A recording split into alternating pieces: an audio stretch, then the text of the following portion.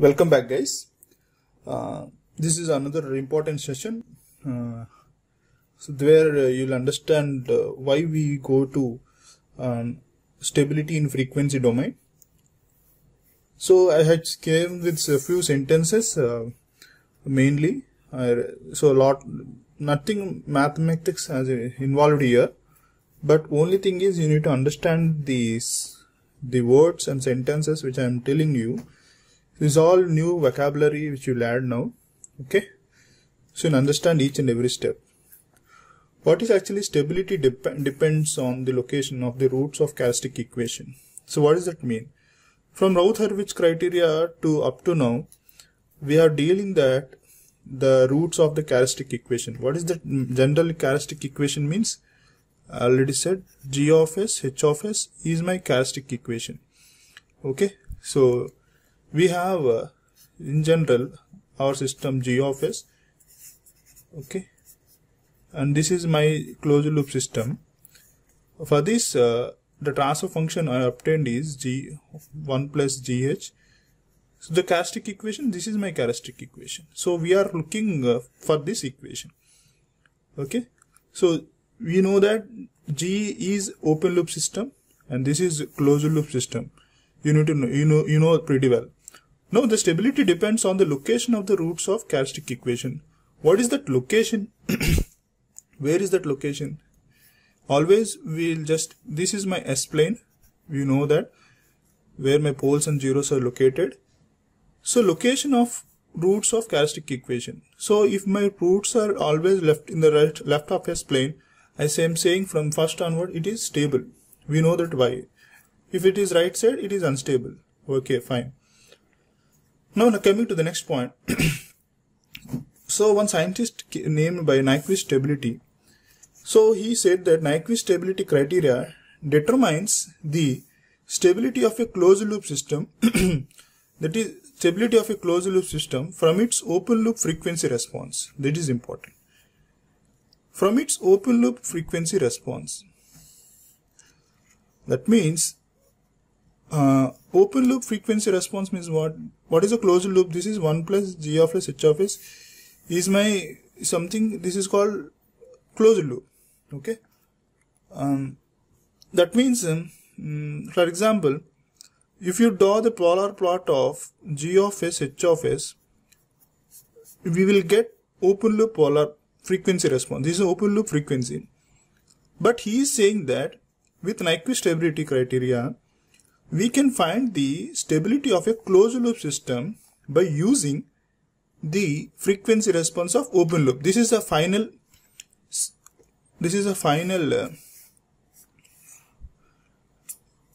the discussion, the argument of this whole stability in Nyquist stability criteria. Okay, so to do the stability of a closed loop system, we do not depends on the frequency response of the closed loop system. We just depends on the frequency response of the open loop system. We'll understand this sentence lastly. It takes a few time to understand this. Okay, now let us continue our journey. That is open loop frequency response is g of s h of s to the number of poles and zeros of that lie in the right of S-plane. Okay, open loop frequency response of g of s to the number of poles of zeros of 1 plus g that lie in the right of S-plane. Okay. So consider, let us say the function q of s. What is actually now the thing I am starting. So we have an S-plane. Okay. So we have an S-plane. Let us say this is my S-plane. Okay.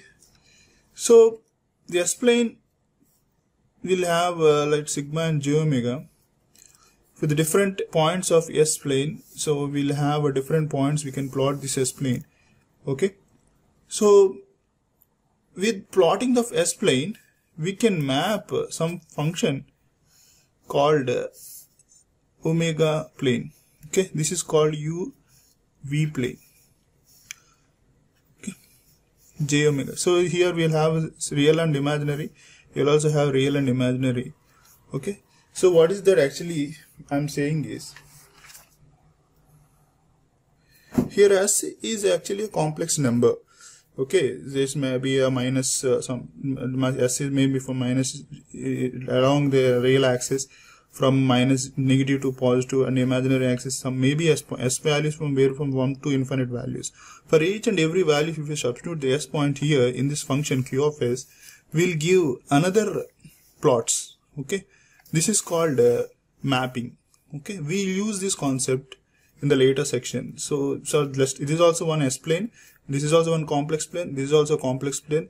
For each individual S points, we'll have a different. If we substitute these points in this, we'll have another plane. Okay, this is S plane. So in this concept, you need to understand two things, that complex planes and polar plots. Okay, that are two things you need to understand. Okay,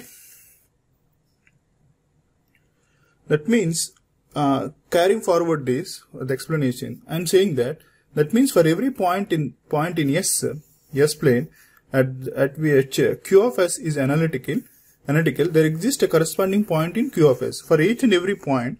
That means we can show like this. Say I am showing the pattern. So this is a one arbitrary line segment, curve, or we'll say the contour. So the word comes here is contour. Contour means it's a closed path. Okay. So for example, if I'm having, this is a point S1. So let us say this is point S1, S plane, and this is also point S2. Okay. If some function that Q of S, we don't know that function. For that Q of S, if you do some mapping, I'll be having a function which will encircle something. Okay. Encircle what? Horizon. Okay, we'll understand this encirclement of horizon. So there is no mathematical proof here, but at this time, just imagine that for any S points, S plane, some S1, S2, there exists a function Q of S which will encounter that points. Let's say this is point S1 and this is point S2 in Q function, which encircles the horizon. Okay, so encircle in origin in which direction? Let us say these points are moving in clockwise direction. The same points which are plotting in the function will also move in the clockwise direction. Okay. And this sentence, now come to this sentence. The contour in the S plane which does not pass through any singular point. Okay. So in the S plane we'll have a contour. Let us say some arbitrary angle which does not passes through a singular point. They correspond a contour in Q of S plane. Okay, we'll understand this later part. Now, the whole aim is we will not necessarily be interested in the shape of the contour. We're not interested in any shape of the contour, but we'll interested in the encirclements of that contour in its origin. Okay, so the new words are coming to you. So we'll understand bit by bit. So we're not interested in the shape of the contour, but we are interested in something. So what we are interested in is,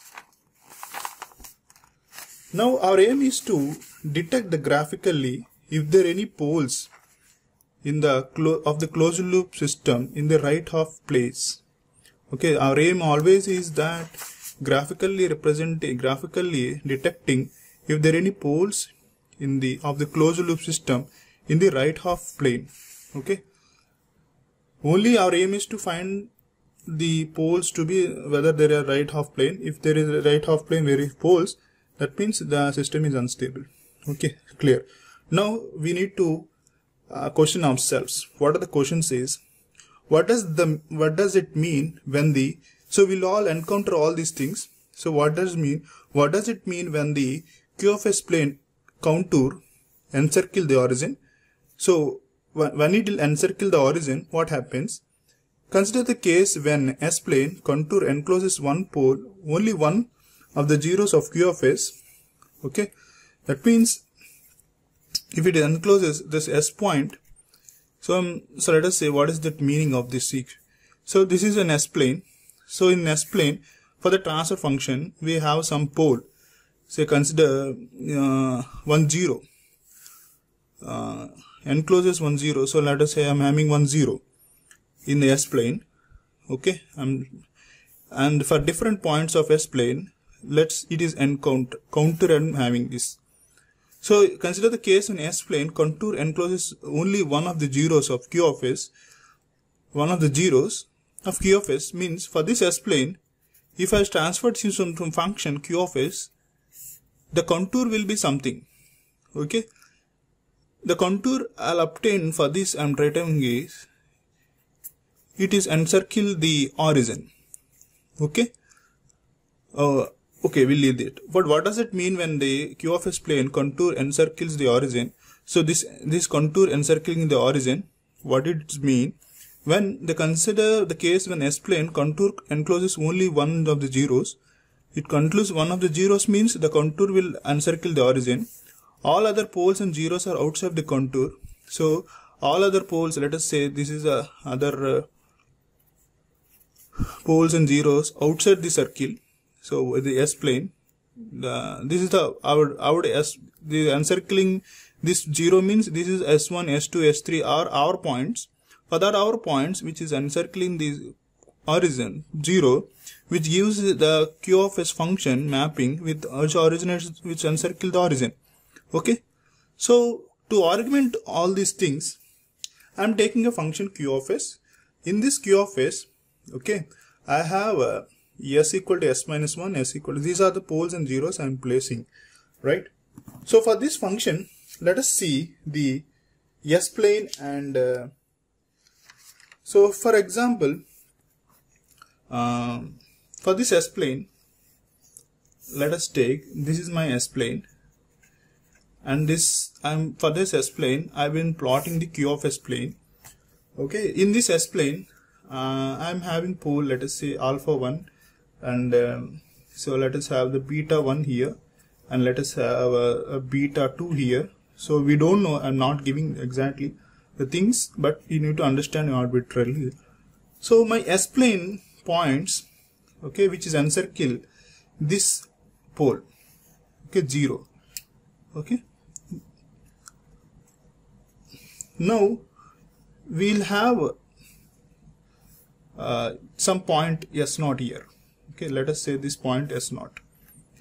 So at this point S0, okay, if at this point S0, what is the thing which I am with this pole, it is encircling with a phase of how much is actually my, if I'm starting from here to here, in general the complex plane having from 0 to 90, 90 to 180, this is a anti-clockwise direction. We are naming it is as plus angle. But here to here it rotates an angle of minus 2 pi, right? So in the similar fashion, which is encircling the only alpha 1 phasor, let us say this is a phasor S minus alpha 1 is a phasor encircling this 0 with an angle of minus 2 pi, but remaining points like from here to here and here to here and here to here, the remaining points which are not having any phase relations with this pole. That means other things are not an active position. Only thing the 0 is with this which is encircling having a phase of minus 2 pi. The same fashion, if the S plane some points which encircle the 0, the Q of S has a plotting which are not interested in the shape, but it plot in a clockwise direction. Okay, the same direction which is also says the phase, and with the magnitude, let us say this is a Q of S magnitude. Okay, one encircle of origin will say. Okay, so this is the, if the same function, let us say if it has two zeros, let us, these are two zeros, if my points which I am taking some arbitrary which is enclosed in clockwise direction, and the Q of S plot which will I obtain, I am again saying on how many spaces these are some point S1, so this has one angle, this is almost rotates to minus 2 pi, and again having another phasor will also rotate at minus 2 pi, totally 2 times it will rotate the point. So that can be the S points which can rotate two times, which can be replaced in a Q of S plane as 2 times. Okay, so that means now my Q of S plane, encircling the origin 2 times. Okay, so that means if my open loop function, this is again I'm not involving now closed loop or open loop. So for S plane, now in a normal way I'm telling, if my S plane having right side 1 0, which is S plane points which I am circling the origin, with that points if you replace the function, it will encircle the origin 1 time. If it is points which are encircle the origin 2 times, it will give a clockwise direction 2 times. Similarly, if I am interested to encircle my S plane with right poles,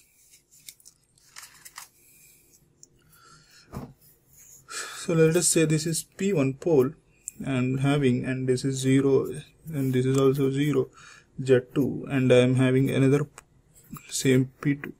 Okay, my S point plane, if I want to encircling the pole here, okay, I'm circling the pole here.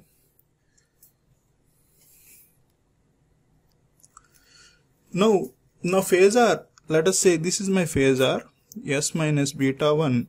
Now the phasor from different points which is encircling an angle of minus 2 pi. This is my S plane.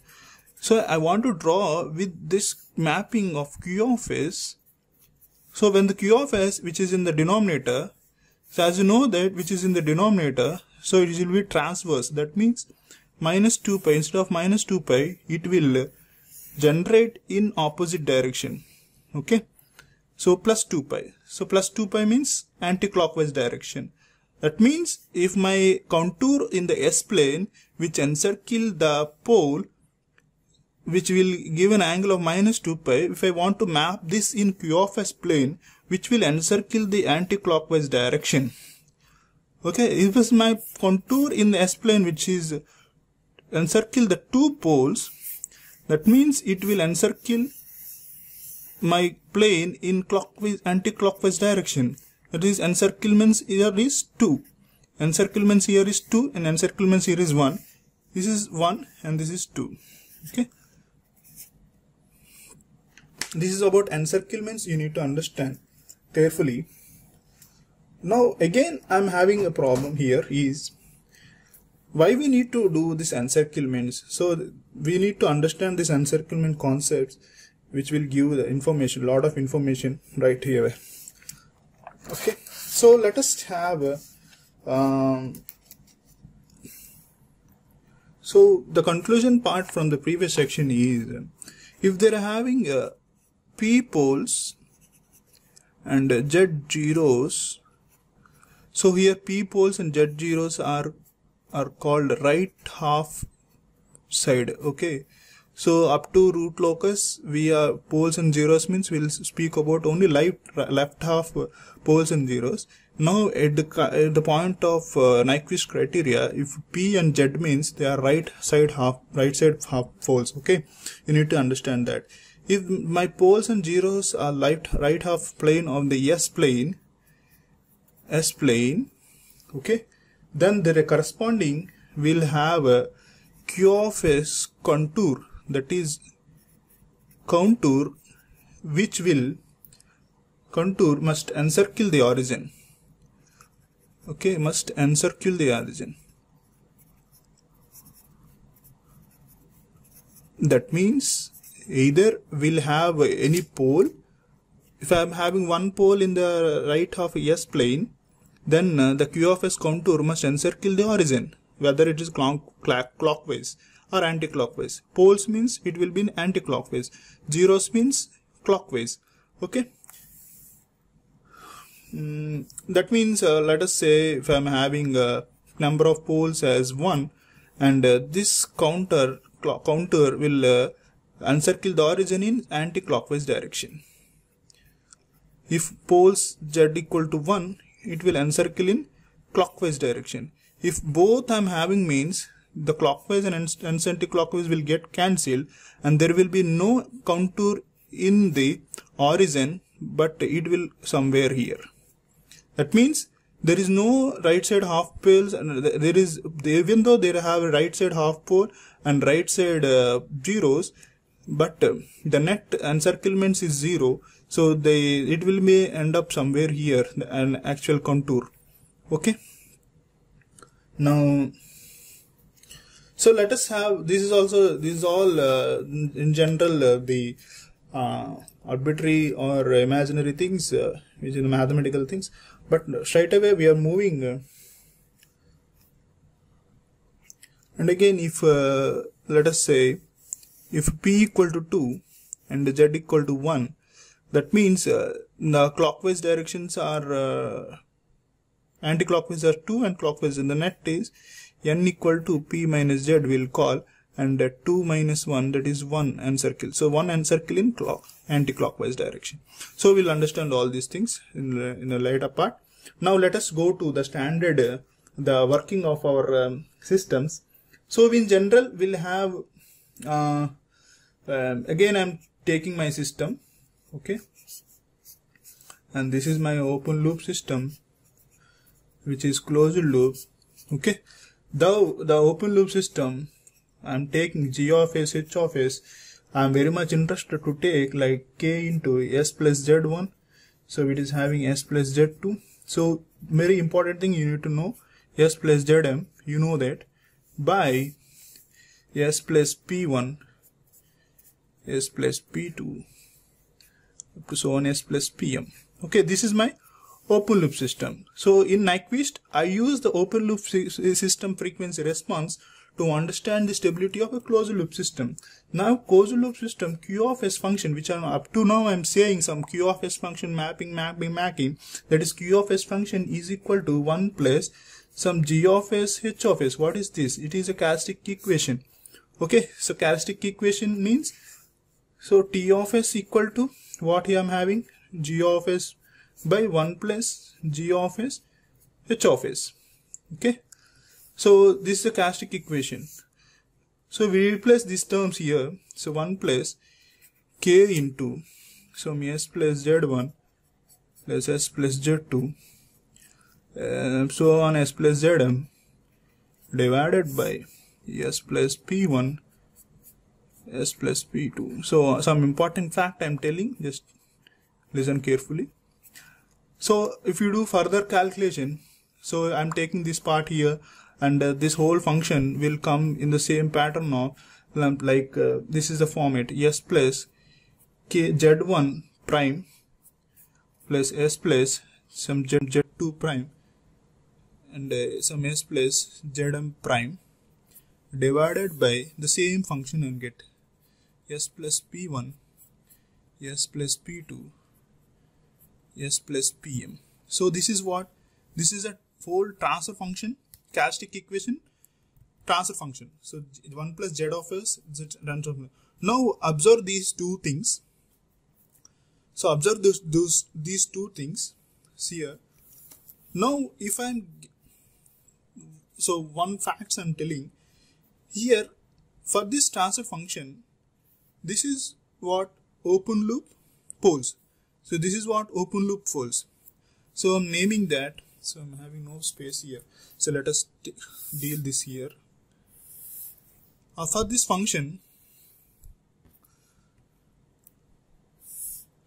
so these are, if the roots of denominator of this function is called open loop poles. Okay, and these are the transfer function closed loop. What are that? So if you equate this equal to 0, generally these are zeros. Okay, these are closed loop. These are called closed loop poles. Why I'm saying that is,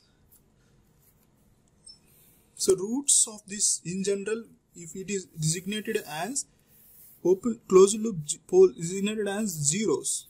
For this open loop, this is a transfer function, right? Characteristic equation roots if you make this characteristic equation roots, I'll get for this zeros.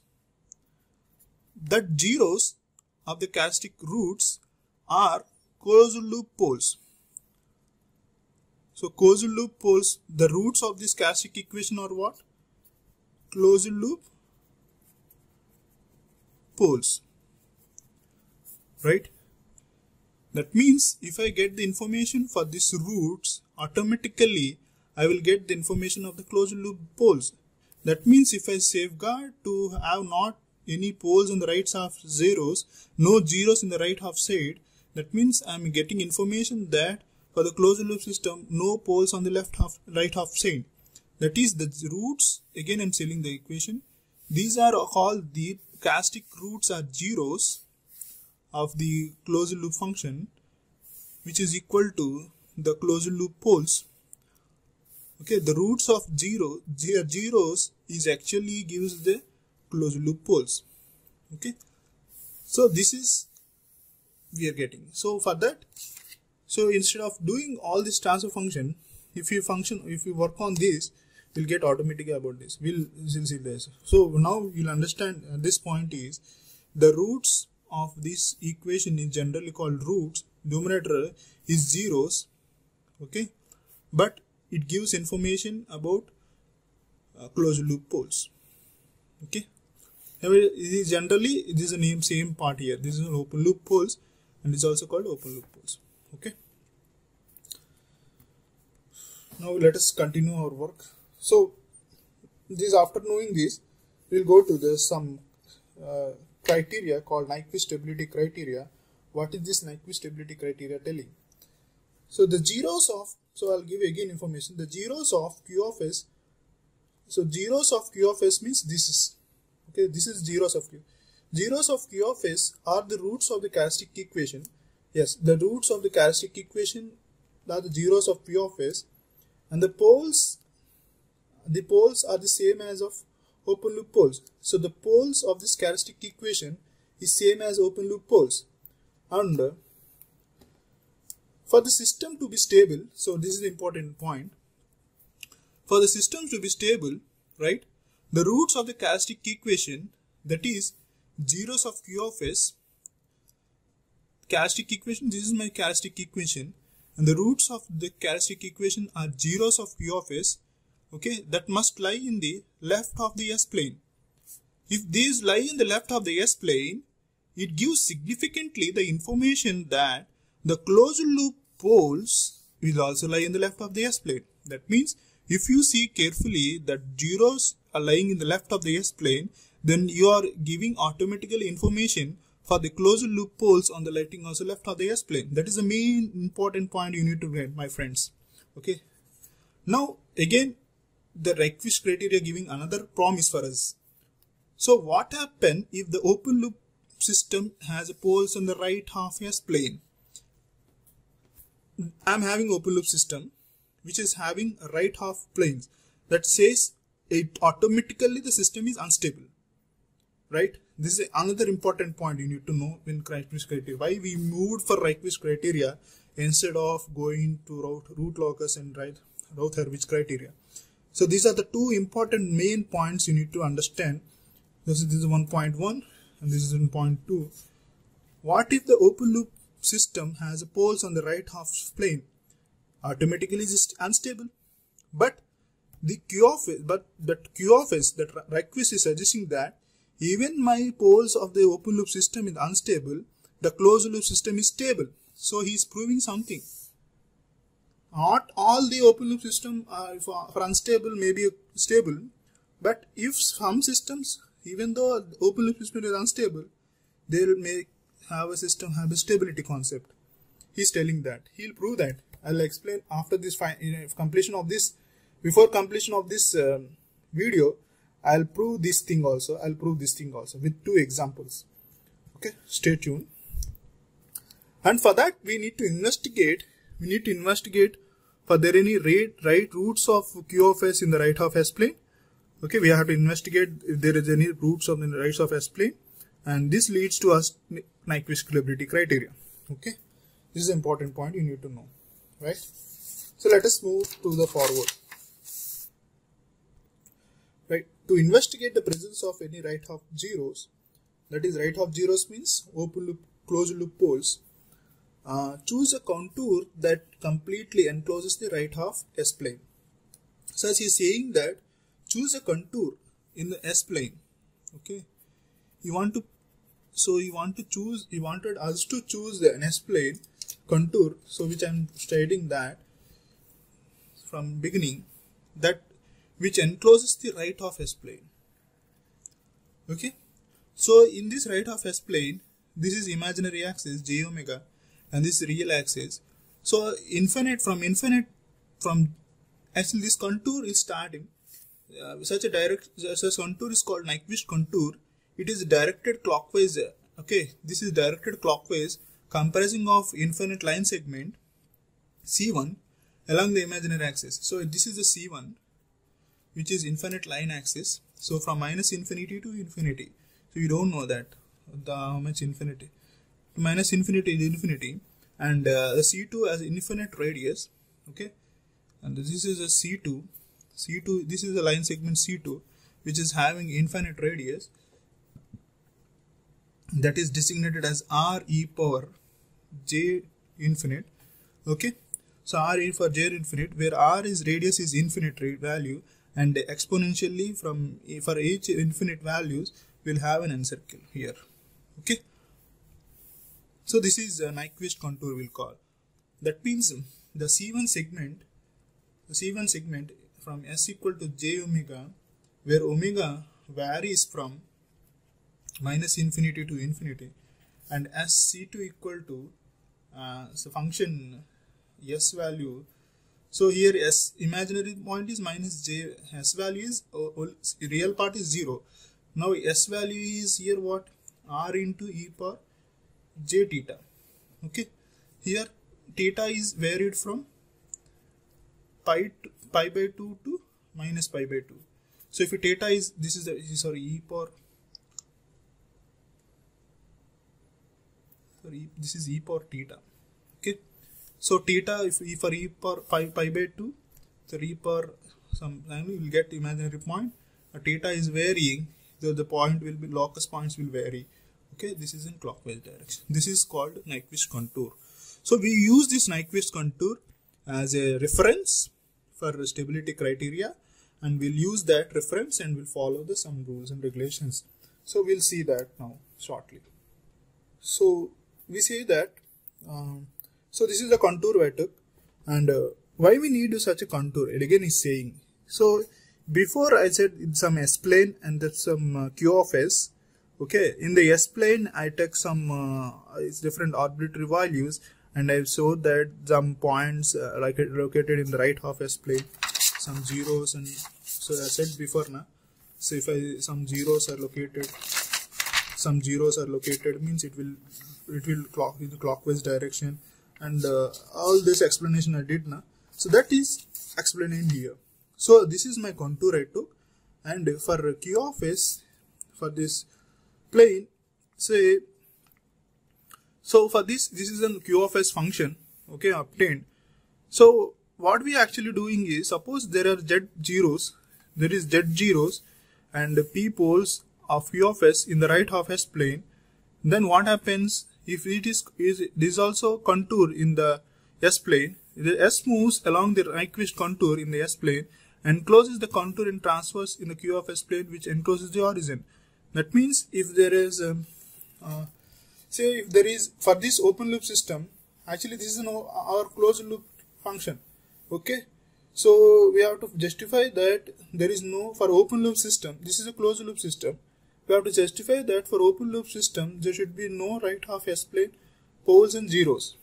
Okay, so to show that, for that say for example how we'll justify that is, S moves along, this is also if we understand this equation. So how we'll justify that is, we'll say by stability by, so the equation called n equal to p minus z.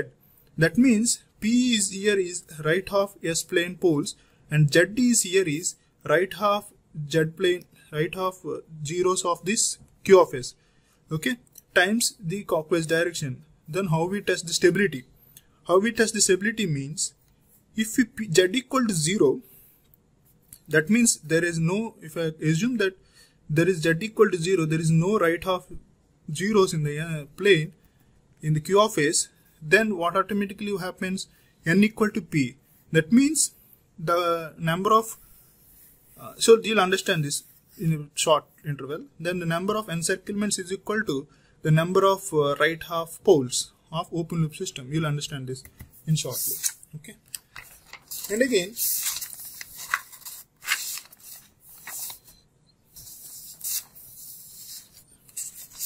so by basing on this point n equal to p, that shows that this means for a closed loop system, to be stable, the number of counterclockwise encirclement of origin of q of s plane should equal to the number of right half s planes.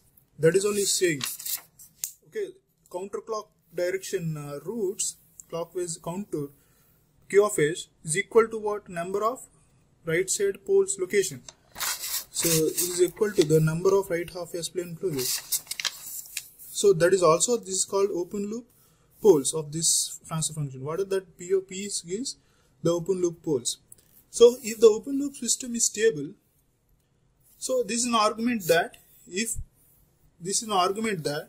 even though I am having open loop poles in the right half plane, then if encirclements is equal to that number of open loop poles, then the system is stable.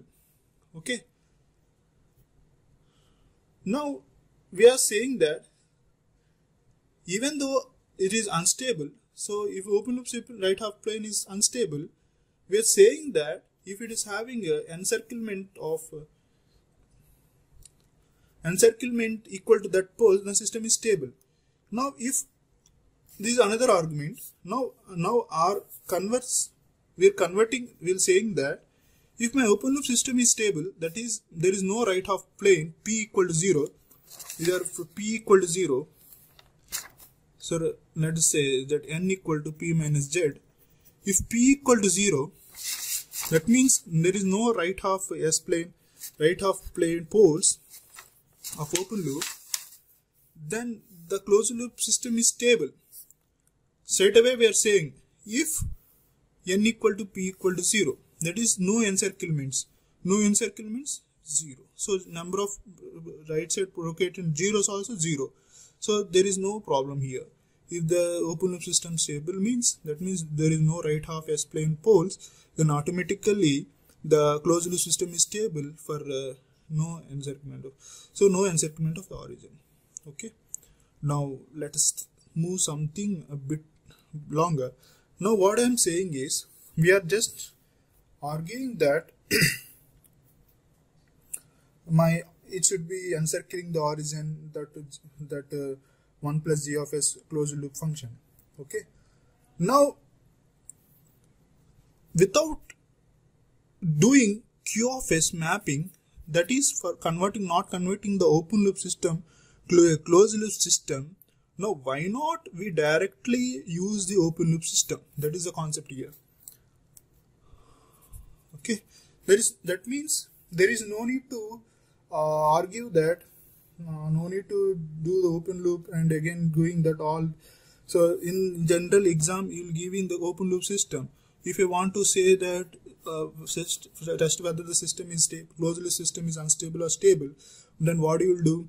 For the closed loop system, you will do that 1 plus g of s characteristic equation, and you will find again another transfer function, and after that transfer function you will find the contour, and again we will say justify that whether it is moving in the origin. In spite of doing all those stuff, if someone is giving you the g of s, h of s, straight away you can justify the s-plane some contour, that is saying that this g of s, h of s can be written as 1 plus g of s, h of s minus 1, right? That means I am transferring the whole 1 plus g of s, h of s to minus 1 to get open loop. That means, to understand more precisely, if I have the contour of function q of s like this, which is encircling the origin, if I draw the open loop system, if I want the same contour can be observed for open loop system like this.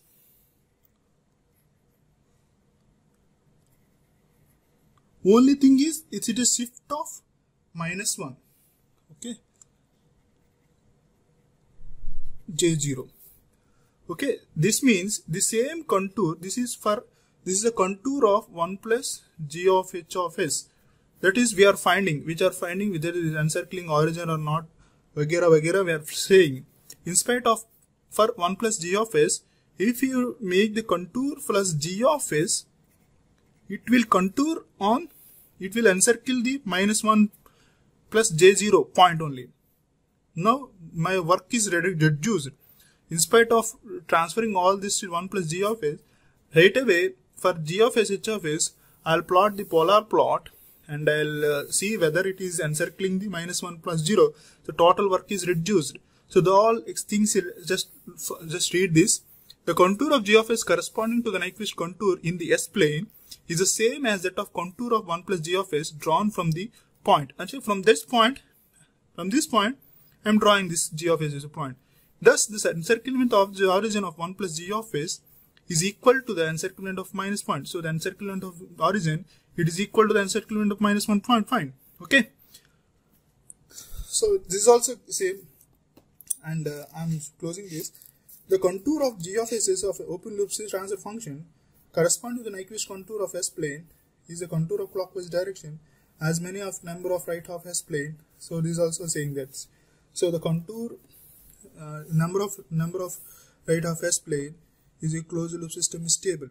That means the contour of g of s of open loop transfer function g of s corresponding to the Nyquist contour in the S-plane encircle -1 in the counterclockwise direction as many times as the number of right half S-plane. So having number of right of S-plane p, it is a counterclockwise direction, then the system is stable.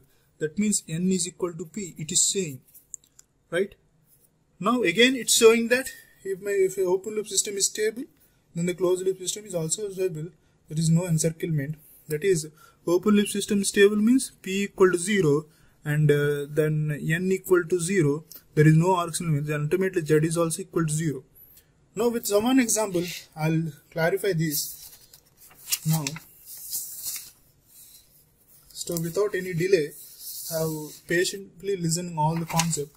Now just explain. Let me explain this. So have you drawn the polar plot for this function, right? So you kept 1 plus g of s, h of s, h of j omega equal to k by 1 t1 j omega 1 plus t2 j omega plus 1. Okay, you did that, and you did for omega equal to, so from omega m and phi for omega equal to 0 for this function, what is the magnitude I'll get? So just normally, what is the magnitude I'll get? I'll get infinite for infinite magnitude, and the phase angle is -0 I'll get. For omega tends to infinity, so what is the magnitude I'll get? 0. What is the angle I'll get? -180, right? You read that. So you got this is at 0, omega equal to 0 and omega equal to plus infinity. You got this as a polar plot, right? Now what is the Nyquist plot is Nyquist plot is also a polar plot. What is the Nyquist plot here is, so this is a contour. So what is the contour I took? In the S-plane from infinite to infinite, and from 0 to, this is the contour I'm taking. Okay, so I'm justifying this contour here. From -0 to infinite, I got something polar plot. From -infinity to 0, I will get like this. Okay, this is omega -infinity to omega 0 minus, I'll get. So this is some contour I got. Okay, this is q of s. So g of h contour. Now what I should look at is whether this my contour is encircling -1 plus j0. So here this is origin, and -1 j0 point will locate like this here. Now the encirclement is 0, so n equal to 0, and for open loop system there is no right half plane. Similarly, at p equal to 0 I'll write, and n equal to 0, if n equal to 0 and p equal to 0 and z equal to 0, that is, what is the z equal to 0 means? So for this characteristic equation there is no right half S-plane.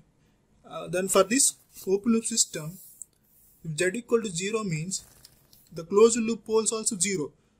Okay, that means if I'm telling z equal to 0 means there is no poles of the closed loop system, right? Then the system will be stable, right? Now let us see this term. Now here I am having for open loop system p equal to 1, right? P equal to 1. For this system, this is a polar plot from omega equal to 0 to infinite, and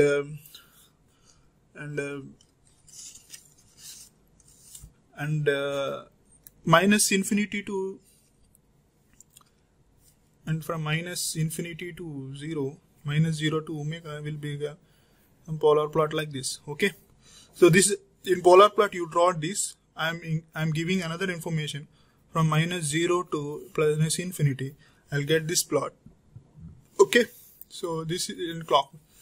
So what is the encircle? So this is the origin. So this will encircle the thing. So the encirclements here is n equal to what?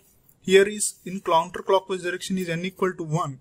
Okay, from the equation n equal to p minus z, if n equal to 1, p equal to 1 and n equal to 1 and z equal to 0. That means if z equal to 0 means the closed loop poles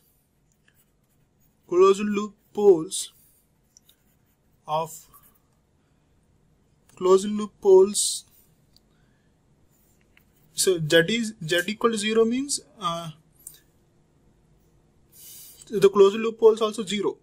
Okay, here z is roots of the characteristic equation, that is zeros of the characteristic equation. Okay, so again if closed loop poles are zeros means the system is stable. Okay, here now we'll not in the later part we'll not give the expression for closed loop poles. We'll not use this word. We'll just use n equal to p minus z. So here p is a right half S-plane poles and z is right half zeros for the closed loop system, and this is also zeros for the closed loop poles of the system, and n is the encirclement. Okay, so the later part in the next class we'll see some special cases, okay, of the Nyquist criteria, and we'll go to relative stability concept. Thank you guys.